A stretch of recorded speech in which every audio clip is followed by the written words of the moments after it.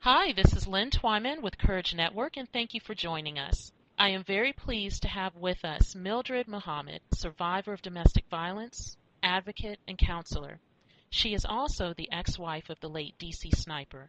She is the founder of an organization called After the Trauma and the author of her memoir, Scared Silent.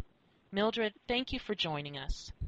Well, thank you for having me, Lynn. I appreciate this opportunity to share my story and other information. The DC shootings have forever changed your life and the lives of millions of people across our country.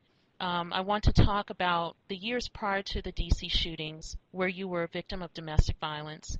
Many times we think of domestic violence as being physical, but I remember seeing an interview you did with NBC WBAL and also in another interview where you talked about the non-physical aspect of domestic violence that you experienced with John Muhammad, the sniper.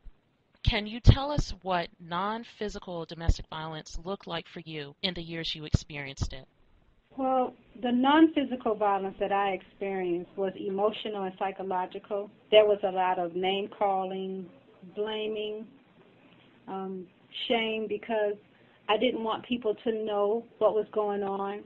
People had a really high expectation or impression of John. He was one that was one way in the community but was a different way at home. That's where you get the Dr. Jekyll and Mr. Hyde syndrome when you hear women speaking of that. It was economic because when we were separated, he only gave me $50 a month to buy food for myself, my mother, and our 3 children. So I had to go on a fast, or call it that, so that I wouldn't be so hungry or feel that way, so that my mother and my children could eat. Wow. You know, I can't imagine just living off of $50 a month for Not with food. 3 children and my mother, no. Because, Right. I mean, you have to do what you have to do in order for your children and your mother or other family members to live. So, over time, did you see the violence escalate, and what was that like? Looking back, how did it first start for you? Well, it first started with psychological because John was experiencing psychological warfare he learned in the military. So he would make a statement and then change it, and then when I recall what he said, then he would say, well, I didn't say it like that, or I didn't say that, which would make me crazy because I know I heard what he said, but then he's making it appear that I'm not listening accurately to the words that he's using. So he was very skilled in his usage of words, and that only got better as time went along. He was able to go into a room and practically read everybody in there. And when he would have a conversation with you, he would use words that he knew would upset you. Then he would time how fast you would get upset. Then use words to calm you and time how fast it would take you to calm down. So in essence, that's how he got to know how to push your buttons and how to control your emotions when you thought that you were controlling your own. So he was no joke. When it comes to psychological violence, psychological abuse, the people that are inflicting the abuse, they're conscious of what they're doing. Just like you mentioned, they're conscious of how it makes you feel. They're conscious of the reactions that they will get from you. And sometimes even with psychological, emotional abuse, that can scar a person perhaps even worse than the Mhm. physical. Right, because I mean he would withhold money. I had to have an accountability of every penny I spent. He would go with me to certain places, like to the store, and then time how fast it took me or slow it took me to get there. So the next time I went by myself, then he would have a timeline as to how fast it took me to get there. And you have a lot of men and women that do that to their intimate partner because they call themselves controlling them so that they won't find anybody else or they won't have time to.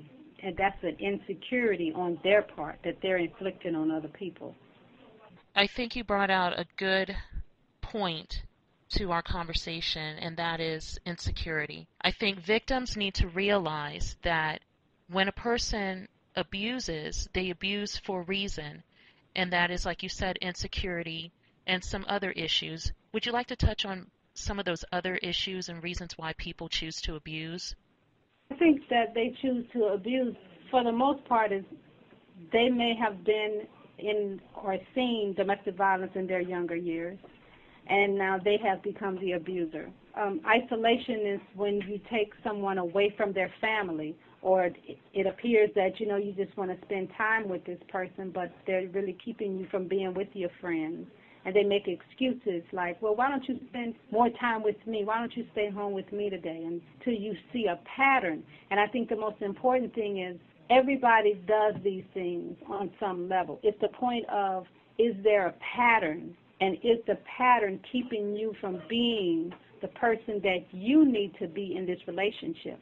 If you feel that you are not free, you can't be who you know you were before this person, then you really need to look at the behavior of the person you are involved with and find out why they are restricting your movements, because your movements are being restricted.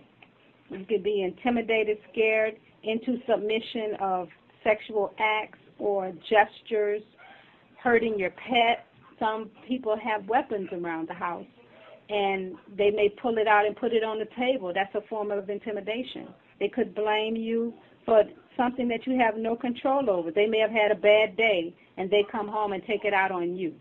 Well, what did you do? You were there. That's not a reason, and we have to understand when a person is feeling these particular ways, it is an insecurity on their part. They feel that they are less than, or their self-esteem is low. And we are always told that in order to build someone up, you have to put someone down. So if I want to build myself up as an abuser, that means I got to make you a victim and start to put you down so that you can elevate me, because I'm tired of people looking at you. Then you have envy and jealousy. If you are successful, if you are a business person or administrative assistant or a physician or whatever your occupation may be, and your spouse or your intimate partner is not as successful as you, then there is resentment, and they're going to act out in front of people, going to a party or to an event and behaving in a manner that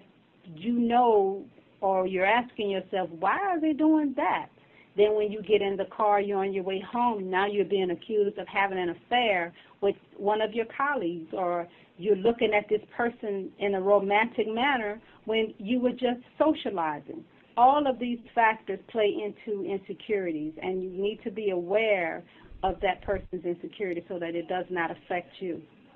You mentioned a really good point, and that is awareness. And all the things that you mentioned, from the jealousy to accusations, these are all warning signs of being in an abusive relationship or being abused by someone. So thank you for sharing that, Mildred. Now, today you have taken this tragic experience and you've used it to help others through your organization called After the Trauma. Tell us more about After the Trauma and the kind of services that you administer there. After the Trauma is a nonprofit organization that I started to help survivors of domestic violence, because I found that after I came through my experience, the survivors were the ones that were having the hardest time trying to find resources and assistance. However, since the recession, now the victims are having just as many problems finding resources and assistance as well. So whereas After the Trauma was focusing on just the survivor, now we have expanded to helping victims as well. We try to give resources, and we also have attorneys that help the victims with legal help. We have a support group. Counseling is provided if it's needed. We send resources for education if they want to go back to school. If we get an email, which we do, we get emails and phone calls from women across the country and sometimes from outside of the country. And what we do with that is we try to put that person in contact with a resource that is near to them. By the time they call us,